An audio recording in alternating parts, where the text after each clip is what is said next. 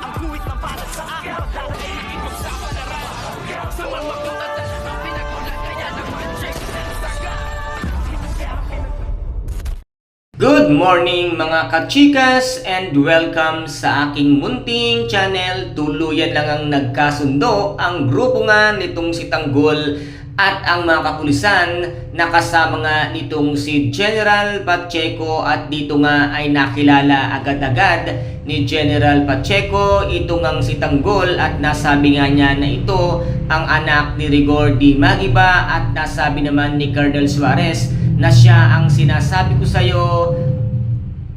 na nagmamay-ari at may hawak nga ng Star of Venus. Na laking gulat naman nito ngang si General Pacheco, at nasabi nga niya dito kay Tanggol na ikaw ang tumira sa grupo ng mga pugante, kung kaya't agad-agad ngang napabilib ni Tanggol ito ngang si General Pacheco, at siya na mismo ang nag-abot ng kanyang kamay upang makipagkamay at makipagkasunduan na maging isang grupo nga sila, at sila ang magiging protektor ng lahat-lahat nga ng negosyo nito ngang si Tanggol, kung kaya't dito nga ay unti-unti nang magtatagumpay at lalakas ang puwersa ng grupo nga nitong si Tanggol. At dito nga ay ipinagtapat na lahat nito ngang si Tanggol at ni Divina ang kanilang mga tunay na negosyo, at ngayon ay nasabi nga rin nila na sila ngayon ang may hawak nga ng laboratory ng droga ng mga